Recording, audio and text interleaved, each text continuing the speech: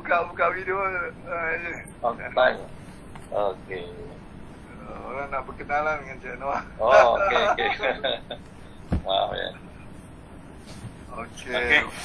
Kita bagilah Cik Noah bercakap, perkenalkan diri. Ya, okey. Masalah ni. Okey, maaf saya tadi masuk, tapi masuk tu dah penuh dah penuh. Okey. Saya bagi tak belum kenal saya Anwar bin Yaakob. Saya bekas pengurus Tubuh Negara, bukan director pengurus Tubuh Negara. Tapi saya yang besar pengalaman saya di negara tu di operasi pelaburan dan pasaran kewangan lah. Jadi saya banyak 3 tahun tu banyak dalam pelaburan financial instrument dan luar dan dalam negeri lah. Jadi yang kata saya juga ada pengalaman dalam pengurusan emas. Beberapa negara pun ada buat emas. Jadi kat situ saya ada sedikit pengalaman emas. Walau macam mana pun orang kata banyak perkara lah dalam emas ni kan kita takut. Mainkan orang takut nak melabur dalam emas. Saya sendiri pun tak pernah melabur personally dalam emas. Ini bukan kata pakaian isteri kita pakai tu, emas perhiasan, maksudnya emas. Sebab apa? Kita tak ada platform dulu. Kita tak ada platform. Kalau kita nak beli saham, kita ada platform saham, bursa saham. Tapi kata emas, kita masa tu tak ada platform. Macam kita nak beli emas, kita skeptikal sebab apa? Bila kita beli dengan kedai-kedai tertentu macam Habib Jewel ke Popcorn ke, sebab kita trust dia orang kan dalam peniaga emas kan. Banyak orang nak emas fizikal. Jadi emas fizikal ni kita kena check betul kan. Jadi mana kita beli emas fizikal kita kan. Jadi kita kena beli tempat yang orang kata kita dah trusted. Jadi bila saya dah kata dah bersara tu, jadi orang kata saya tengah cari kerja lah. Bukan kerja lah, untuk tambahkan pendapatan. Jadi saya berjumpa dengan quantum meter ni lah. Melalui isteri saya bila dia pergi jumpa dengan Profesor Asmadi, dengan juga kita punya senior merchant Aida. Daripada situlah saya buat sedikit penyelidikan lah, berkenaan dengan emas ni. Kita walaupun nampak bagus dia punya return semua tu, tapi saya kata pengalaman saya tak dapat macam tu kan. Jadi pada situlah saya buat sedikit pencarian lah, bukan penyelidikan. Sekarang banyak kan, kita ada teknologi semua, Google semua tu kan.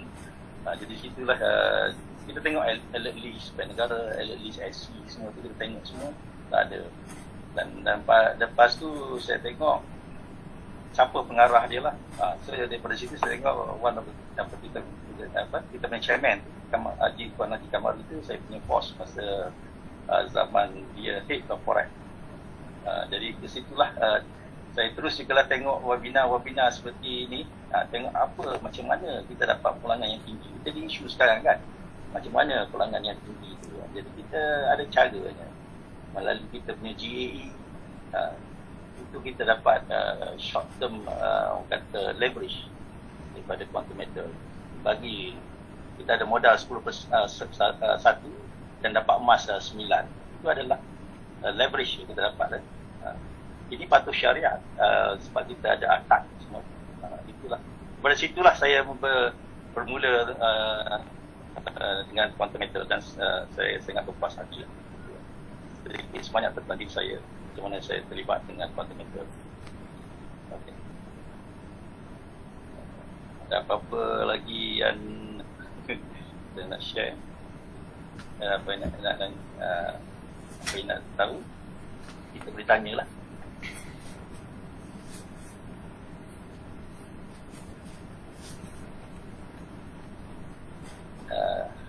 Okey. Dah berkenalan dengan Haji Anwar. Saya salah director, manager. Bukan director. Tuan Haji Kamari is the director of you. Dia Haji Kamari is dia pun banyak pengalaman daripada bank negara. Dia start dengan regulation department. Jadi banyak hal-hal regulation di bank negara itu dia berpengalaman. Lepas tu last sekali dia buat orang kata development financial institution, macam koperasi, bank pembangunan. So kita ada satu unit yang sebelum ni bank-bank ni bagi ni bukan kita monitor, kita bukan bawah bidang kita. Tapi bila kita dah satu masa tu kita dah ambil bank ni bawah penguasaan kita. Jadi itulah nak share. Jadi Tuan Haji kemari memang orang kata lulusannya sampai ke Harvard, Master in Public Administration, dan dia orang kata well read lah. Dan kita punya bahagian strategi pun ada Puan Aida Lim Abdullah pun seorang yang pakar dalam dari segi capital market. Jadi macam mana quantum meter tu orang kata scam, sebab kita bukan cara syarikat yang scam, kita dah lama. Tapi orang kata yang scam ni biasa kita tengok kan, dia nak cepat. Sebab apa? Secepat mungkin dia dapat sebab dia bagi keuntungan yang tinggi. Kita tak jamin keuntungan tinggi. Kita bagi konsep dan cara, dan itu bergantung pada harga emas. Harga emas satu je pendapatan dia, capital gain. Kata apa ni, keuntungan modal. Harga naik, kita jual. Jadi di situlah kita kena belajar sikitlah cara macam mana kita nak melabur dalam emas ni. Jadi kita kena beli tempat yang betul. Kita apa yang kita nak, bila kita nak beli tu, di mana kita nak beli tu. Kebanyakannya kalau kita kena tahu chart technical analysis, itu chart. Chart tu menunjuk apa? Chart sebenarnya. Chart biasa, saya pun biasa dengan bermacam-macam cara lah. Pakai momentum, pakai day-to-day chart pun pernah saya lalui lah. Tapi kita sekarang bernasib baik kan. Kita zaman teknologi canggih ni, dulu investor yang profesional saja yang orang kata dapat maklumat begini. Tapi sekarang semua free pula tu. Macam trading view kan, kita masuk free. Dulu kita tak dapat. Saya pernah buat point and figures. Kalau tuan-tuan tahu point and figures ni, kita ambil point by point the tracking of the price. Itu buat sendiri ya, dalam graf kita buat sendiri. Itu manual. Jadi kat sekarang ni kita dah ada platform, kita ada cara, dan kita ada sokongan dari segi ilmu untuk macam mana. Kita bukan kata janji apa-apa. Kita bagi platform, bagi cara, dan konsultan kita ni semuanya kita bagi orang kata ilmu. Suruh dia boleh share yang betul. Mungkin ada setengah yang baru tu mungkin dia share sedikit kesilapan, atau silap sikit ke apa ke, mungkin ada lah kat situ. Jadi kalau dia melalui webinar orang-orang yang dah berpengalaman macam Dr. Prof. Profesor Puan Aida dan lain-lainnya lah, banyak lagi guru-guru yang fundamental ni, mereka boleh memberi petunjuk yang betul lah. Itulah jadi kita di sini walaupun kita tengok webinar ni sama setiap minggu, lebih kurang sama, tapi kadang-kadang isu yang dibangkitkan oleh ahli-ahli itu dapat memberi kita penjelasan yang lebih lah. Kalau kita tak perasan soalan begitu kan, kita tak pernah, atau kita kata benda tu kecil, tapi kadang-kadang tak semestinya kecil, gitu lah bagi pendapat saya. Jadi daripada sini penting webinar atau maklumat ni penting. Kadang-kadang orang tak tahu apa quantum meter, kata dia ada 1 bagi 10 dan 10 kali atau bagi 9. Normal itu di bank memang kita ada 10% duit deposit, dan dia bagi 90%. Itu konsep yang biasa di mana-mana financial. Tak ada beza ya. Tapi ini kita guna duit yang lain, bukan fiat money. Kita convert, kita kena orang kata kita tengok keadaan inflasi yang tinggi kan. Sebab kita kena tahu faktor-faktor apa yang menyebabkan gold atau emas ni boleh turun naik. Kita kena tahu sebab apa, dia pair dengan US dollar. So US dollar is the punya orang kata faktor yang mendorong yang utama lah. Dan ringgit ni residual lah. Apa yang impact kita, ringgit kita lemah, jadi harga emas pun jadi mahal bagi kita lah.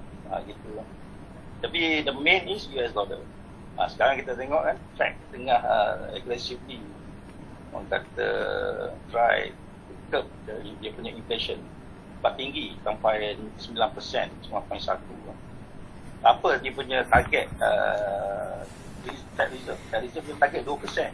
Tengok jauh tu kan, jauh. Jadi itu yang apa inflation tinggi, tapi Fed try nak imbangkan, nak menurunkan, itu menyebabkan gold tu tak naik yang sepatutnya lah. Yang naiknya US dollar. Bila US dollar naik, emas turun. Itu kita kena ada dalam ni, kita kena ada holding power, kena ada lah. Itulah sedikit pengalaman daripada saya. Ada apa Prof? Ada soalan tu apa? tentang kenapa, macam mana fundamental mampu untuk beri pembiayaan Okay. 10 tu, sedangkan dia bukan sebuah bank. Okay. Kita bank melibatkan dengan setiap money. Dan bank ni, kita punya bisnes apa-apa lah, it's a trust.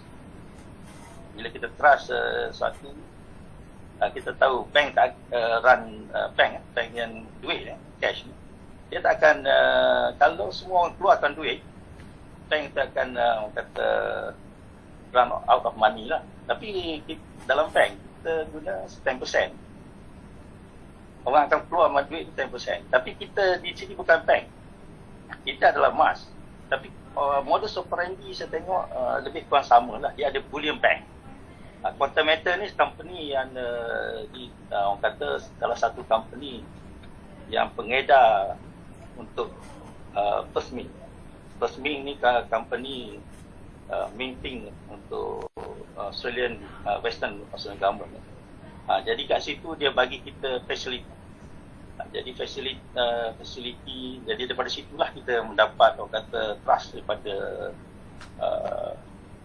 First Mint. Dan juga kita boleh dapat financing daripada bullion, ABC Bullion Bank dulu asalnya. Sekarang kita pun London Bullion Bank pun kita ada facility untuk dapatkan financing. Daripada financing itulah yang kata kita terus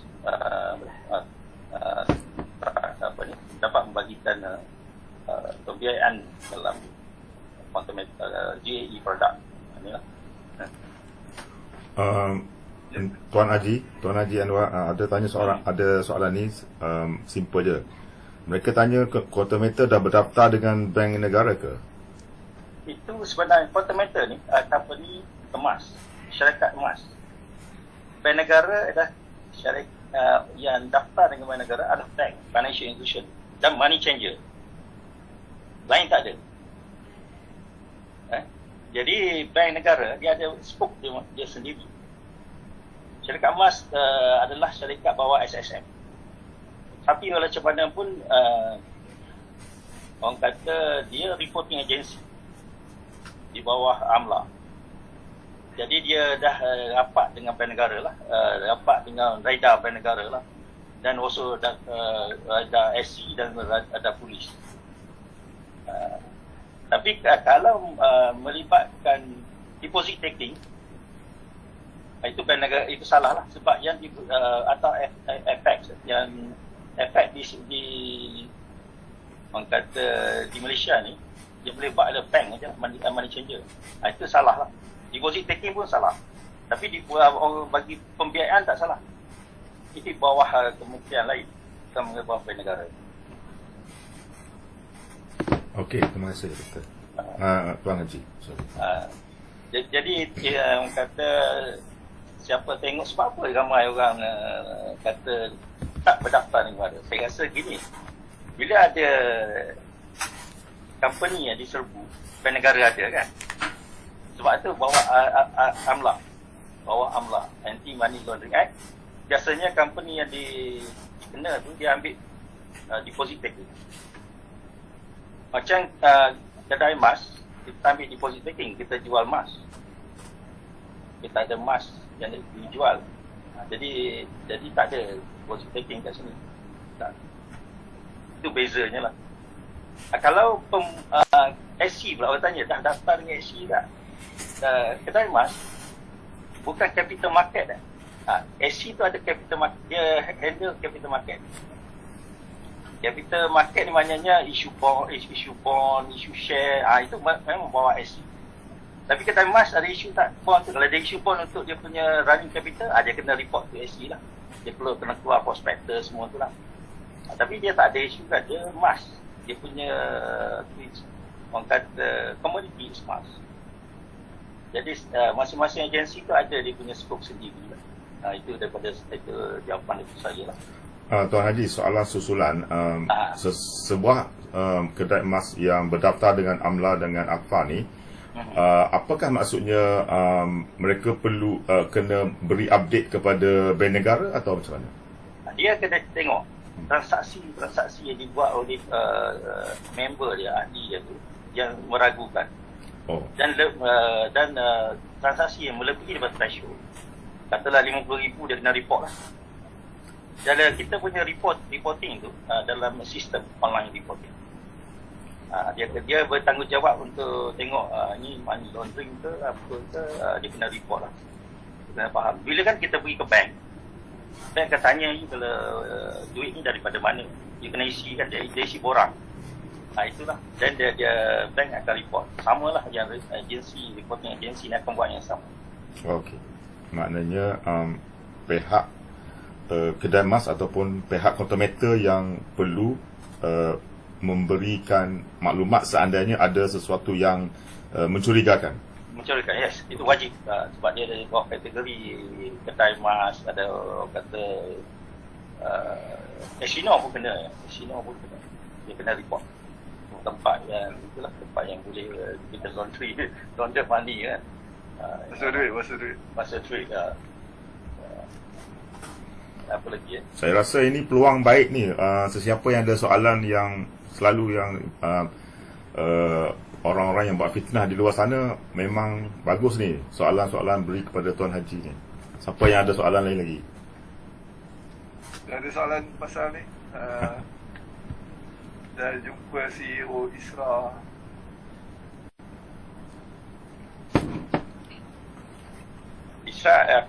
Yang kita ISRA ni di bawah Bank Negara.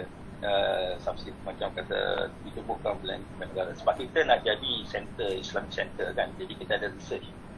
Jadi ISRA ni consulting ni sebahagian daripada ISRA yang main lah.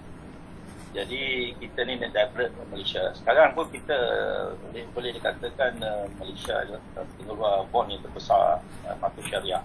Dan banyak produk yang dikeluarkan daripada Malaysia ni dikeluarkan di dunia ni lah, asalnya dikeluarkan daripada Malaysia. Bila saya bekerja di Bank Negara tahun 80 lebih kan, ada satu produk dulu, GIC, Gold Investment Government Investment Certificate. Sekarang dah macam-macam, ada macam-macam konsep. Dulu apa ni, tak silap saya, konsep yang paling baik batu mai ajil. Sekarang dah masuk konsep. International pun kita dah suku international kita buat, dan konsep kita yang kata tawaruk, kata komoditi merabah, di mana SC pun dah buka platform untuk kita buat trading. Itu bukan mudah. Orang kata kita panjang masa kita nak develop kan. Islamic market ni baru berbanding profesional lah. So kita buat improvement daripada masa ke masa. Jadi ISRA memain peranan penting research lah. Dan salah satu yang ISRA Consulting yang dia mengesahkan halal haram produk kita lah. Bila dia dapat daripada announcement daripada ISRA, itu memang kita dah memenuhi keseluruhan guideline yang disediakan lah. Mula-mula betul lah, mungkin masa tu ISRA yang utama. Lepas sekarang dah banyak company-company dan yang boleh memberi orang kata halal punya atau syahadat compliance. Sebab itu development kita start dengan Universiti Islam. Daripada situ kita dah keluarkan banyak pakar-pakar syariah.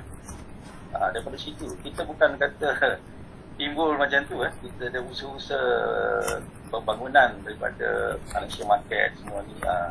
Dan goal tak ada, sebelum tak ada orang buat syariah semua kan. Kita kata goal beli fizikal berapa lah. Tapi dengan teknologi digital sekarang kita nak tahu kan, nak tahu betul tak ada goal. Jadi ISRA telah membuat audit untuk, kita dah gunakan ISRA untuk audit semua kita punya produk tu. Adakah kita patut syarah, dan dia patut syarah ketiga-tiganya. Sekarang GSA yang tinggal sekarang satu GSA, dan sekarang tawafuk telah kita guna tawafuk untuk dua produk lagi, JE dengan DCA. Jadi itulah perkembangan semasa kata pasal ISRA tak buat kan. Itu adalah mungkin strategi company lah, saya tak tahu macam mana. Sebab kos, melibatkan kos, kita kena bayar. Atau tak tahu, saya jangan kata saya kos yang saya tak tahu itu. Tapi sekarang kita ada choice. Kita dah develop, kita ada choice. Kat situ lah orang kata development. Dan kita QME, kita ada Rakabah QME International. Dia 40 institusi bawah dia yang dia check produk-produk yang patut syariah. Memang saya tak sure lah, kebanyakan yang saya tahu memang produk yang patut syariah. Kalau pergi Maybank ke atau public bank ke, yang saya tak tahu itu proses tu macam kita buat sesuatu kan, biasalah, tapi tak, yang produk tu penting. Produk tu ikut, adakah dia sport, kalau sport adakah dia akad, itu betul dia ada akad semua tu, itu sebahagian lah, saya tak sure detail lah. Tapi saya pernah kerja di bank negara pun, saya pernah bila kita issue bond semua kita buat akad dekat Bursa Suasila. Kita ada parti, kita call, kita buat online je. Online maknanya macam video call gini lah. Kita bukan kata main-main, kita kan sebut aja kan, kita buat untuk produk kita lah, atau pinjaman. Itulah sedikit kerana patut syariah yang saya tahu lah. Mungkin saya banyak kurang juga pengalaman atau kan perkembangan terbaru dan saya dah besar tengok lebih kurang juga lah. Dan Prof. Okey. Doktor, ada doktor soalan lagi tu. Doktor ada soalan syariah, syarat utama kelulusan bank negara. Saya tak faham. Lepas tu ada soalan panjang daripada Bila, kalau boleh jawab lagi.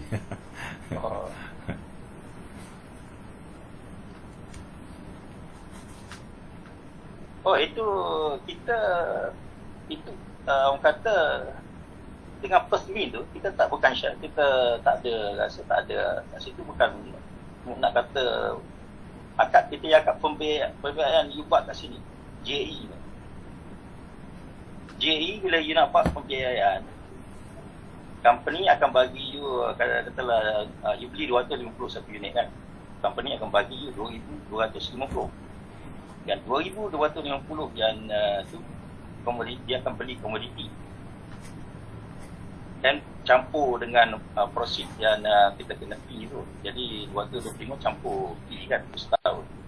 Di situ kita buat akad jual beli lah. Dan lepas tu at the same time kita akan jual balik kepada bursa dengan harga kos. Itu komoditi murabahah transaksi. Jadi bahagian yang orang kata overdraft dari first meal tu, saya rasa itu bahagian tu tak termasuk. Kalau saya silap tak tahu lah, saya rasa itu tak masuk. So, kita tak boleh nak control di other side kan. Yang bahagian kita you dengan countermeasure. Itu bahagian. Sebab kalau kita tengok bank-bank pun sama. Dia trade dengan bank Islam pun, dia trade dengan bank tak Islam ni kan. Jadi itu orang kata tak termasuk.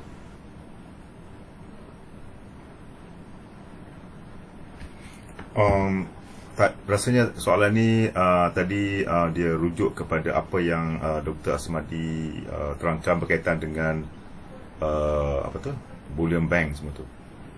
Soalan yang terakhir. Panjang soalan dia. Sebab dia dah tulis 2 kali dalam Facebook Live, jadi saya pun rasa nak kena tanyalah. Itu kita kata dari segi patuh syariah, sebenarnya kita kena tanya apa orang yang dah beri, kita dah beri authority kepada Tawafuk Consultancy untuk melihat semua aspek ni sama ada patuh syariah atau tak. Kalau kita tengok secara detail lah kebanyakan bank pun tidak patuh syariah.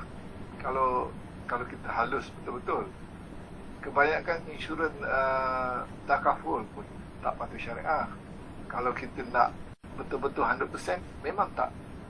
Sebab contohnya takaful, dia punya backbone belakang dia adalah company yang bukan konvensional juga. Sebab itulah bila kita kata first main, lepas bagi overdraft facilities, lepas tu pergi dekat apa panggil overdraft itu kita kena tengok dari segi ulama' tengok macam mana. Sebab itu kita kena tengok dari segi overview dia macam mana. Alright. Mungkin Cik Anwar nak explain lagi. Saya pun kurang itu, tapi saya tahu macam syarah compliance ni ada di detail list. Dia boleh panggil Tawafuk untuk beri penerangan lah. Contohnya macam setengah company kita tengok macam company tu macam Islam kan, Islamik kan, tapi dia bukan Islamic counter. Sebab apa? Dia ada pinjaman lebih daripada 30%. Kalau lebih daripada 30% tak Islamik. Kita tengok je. Katalah contoh, kata tenaga. Jangan pukul saya. Tenaga. Dia tak tahu dia Islamik tak. Katalah.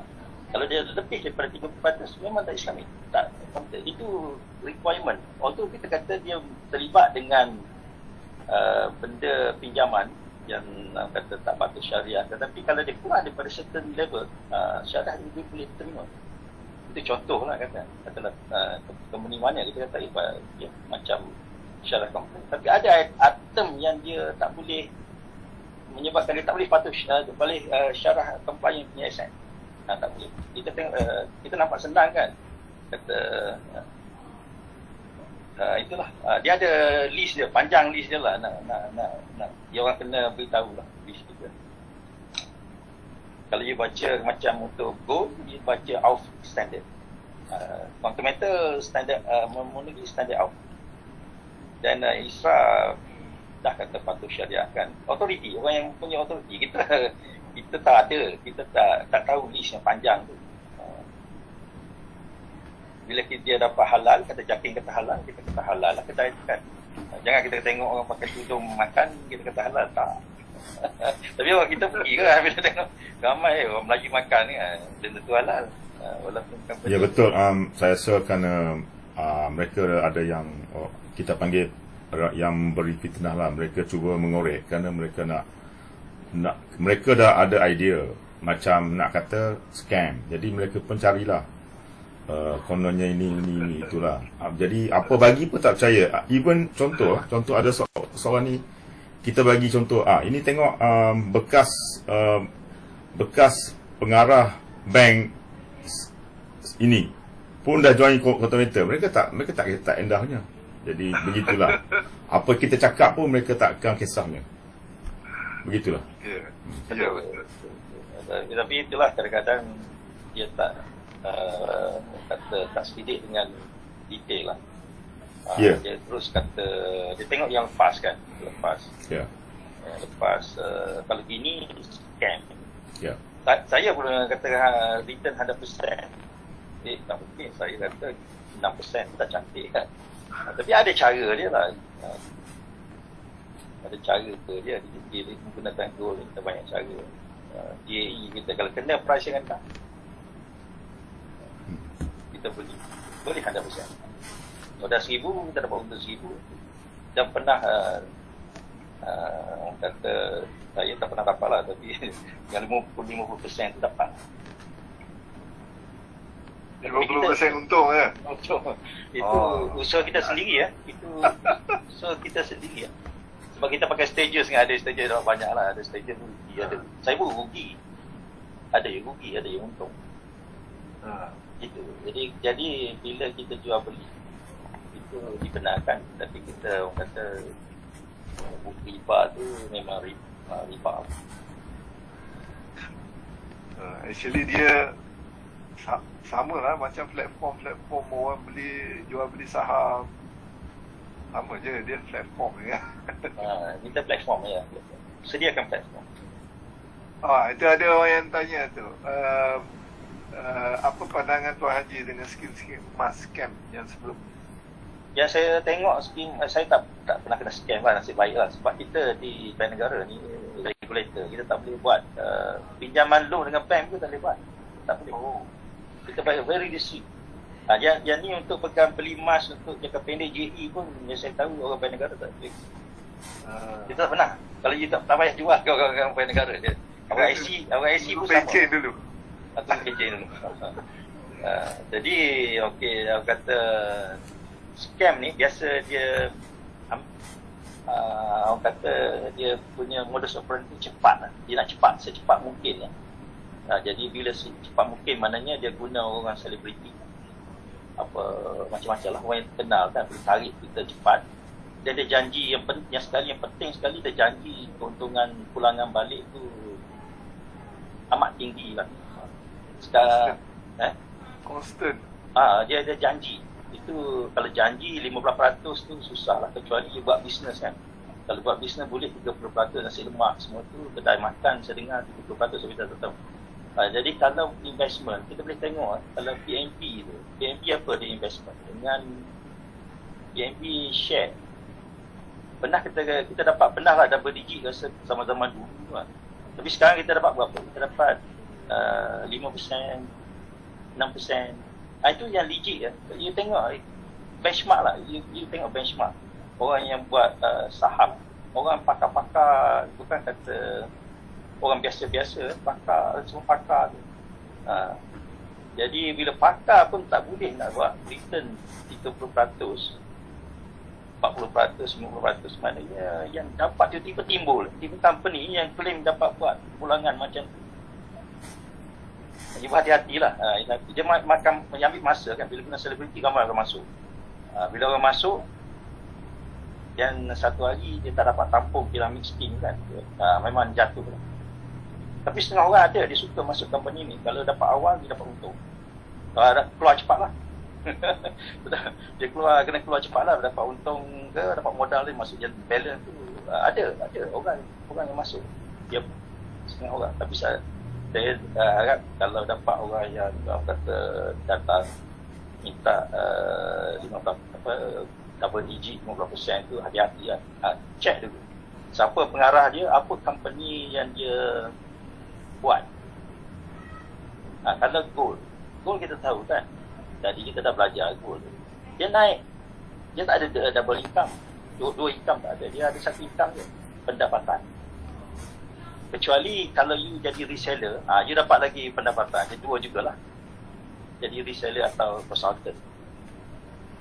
Walaupun ada satu income, memang satu income gold. Itu bila interest rate naik, US interest rate naik, orang akan pergi pada bond, orang akan jual gold sebab potensi return dekat bond tinggi. Dia buat fund ni, dia jaga fund, dia move saja, move ke sini ke sana kan.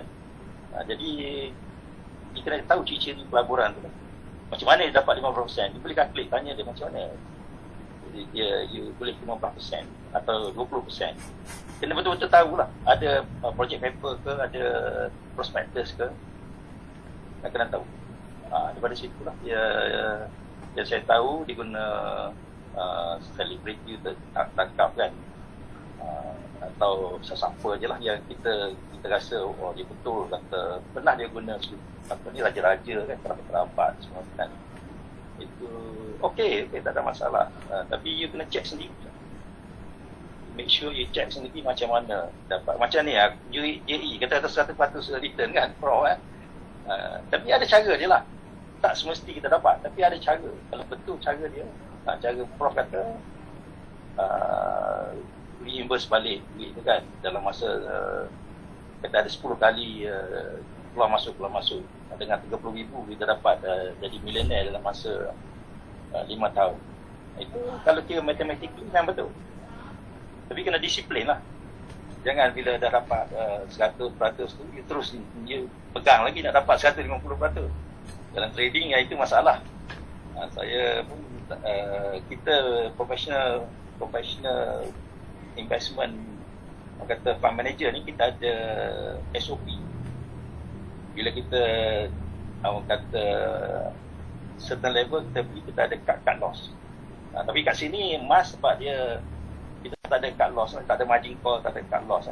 Cut loss waktunya kita dalam mana-mana investment ada, kecuali sini tak ada. Sebab apa, emas ni dia naik sebab inflation kan, fiat money, dia against fiat money. So tendency nak naik dalam jangka panjang tu memang ada. Selagi dia pack dengan currency ada. Jadi kita tak ada cut loss kat sini. Jadi kena ada disiplin lah. Bagi saya mudah je. Saya kata saya dapat 10%, saya dah happy sebab saya beat ASP. Itu je. Jadi you kena ada objektif, kita tahu tujuan you apa you nak, produk yang mana yang lebih baik untuk you. Katalah untuk jangka panjang GSA, jangka pendek GAE, sebab dia ada cost kat situ kan, you pinjaman, jadi you kena jaga cost tu. Kalau you dah calculate, jadi be patient lah. Kalau tengok tempat pembelian tu kena tengok lah indikator kan. Saya pun salah juga. Saya ingat dah jadi apa ni, dah sampai bottom, tak juga. Sampai last kali habis bulatnya. Okay. Itu sedikit sebanyak. Tuan Haji Anwar, ada pula orang yang keliru ni. Dia kata, adakah maksud Tuan quantum meter ni tak patuh syariah 100%? Dia kerana dia relate dengan cerita kisah apa TMB tadi kot. Macam tu. Macam tak. Bukan. Itu maksud saya. Company kalau kita tengok ada company dah, apa pasal dia tak patuh syariah? Dia ada benda yang dia tak boleh lah. Okay. Macam emas, katalah emas, dia mungkin dia tak patuh syariah, ada jual dalam pengembangan dia, ada bagi minuman haram kan. Mungkin dia tak patuh syariah, tapi saya tak tahu share macam mana. Itu maknanya list untuk jadi patuh syariah tu banyak lah, dia kena, bukan senang. Tapi quantum meter kita tengok, kita pembiayaan kita melalui konsep tawaruk memang 100% patuh syariah lah. Itu disahkan oleh ISRA, oleh Tawafuk, oleh kita punya QME punya syariah board kan. Itulah maksud saya. Ini contoh ni jangan kata saya buat general lah, tapi kita kena check lah apa yang menyebabkan yang QME, yang produk untuk quantum meter ni memang patuh syariah. Bukan sebarangan kita buat lah oleh third party. Bukan claim oleh quantum meter. Kita tak buat claim. Orang lain yang buat audit, mengesahkan, orang yang berautoriti. Itu contoh. Saya bagi contoh tadi, tunjukkan macam mana susah nak jadi syariah compliant ni. Bukan senang. Tapi quantum meter punya produk memang patuh syariah 100%. Dan tiga agensi yang kita guna tu semua mengatakan patuh syariah. Okey, ada soalan lagi. Apa pendapat Tuan dengan tukaran USD versus ringgit? Adakah akan cecah RM5? Ketika ini pastinya harga emas akan melambung sebab tukaran wang tadi. Dia berkata pada US, bukan ringgit. Emas Sebab emas ni pair dia dengan US dollar. Dia pakai yang kata SAU against US dollar. So apa-apa yang berlaku di US dollar itu akan menyebabkan yang akan impact harga emas lah. Bukan ringgit. Ringgit itu residual. Sebab kita kena convert dalam ringgit kan, itu kena kali ringgit lah. Boleh? Tengok, kita dah cecah 11.30 lah ni. Hangat ya ini. Jadi tak apa. Nanti akan datang ada lagi, insyaAllah. Buat tiap minggu pun. Alright. So, insyaAllah terima kasih banyak-banyak kepada Tuan Januar. Berjaya juga masuk. Kalau terpanjat saya. kalau tak, orang kata saya scam. Betul. Dalam Facebook live pun banyak yang komen ni. Mana dia Tuan Haji Anwar? Saya pun risau kat tadi. Okey, alhamdulillah. Terima kasih banyak pada semua yang hadir secara Facebook Live dan juga dalam Zoom ini. InsyaAllah ada kesempatan kita jumpa lagi. Cuma kita kena berfikir secara rasional. Ya. Dari segi patuh syariah, kita ada body yang check itu. Ya. Walaupun kita mungkin ustaz, tapi kalau kita tidak akses kepada fakta-fakta dalam syarikat tu, janganlah bagi komen. Ada yang dia kata dia pernah jadi Aufi punya ni, tapi dia tak tahu apa-apa tentang fundamental, dia bagi ulasan. Saya rasa itu tidak sesuai. Ya. Kita kena check dulu apa yang kita tulis tu akan mengganggu orang ke atau tidak. Sebab kita ada tanggungjawab dengan ilmu kita, insyaAllah. Jadi kalau kita memang betul-betul buat siasatan, pergi check benda satu betul tak dia allocated, betul tak. Kalau kita hanya mungkin dan betul lah. Cara bukan orang yang ada title doktor pun buat macam tu, saya Allah Alam. Okey, itu saja untuk malam ini. Alhamdulillah, taufiq wa hidayah. Wassalamualaikum warahmatullahi wabarakatuh. Assalamualaikum.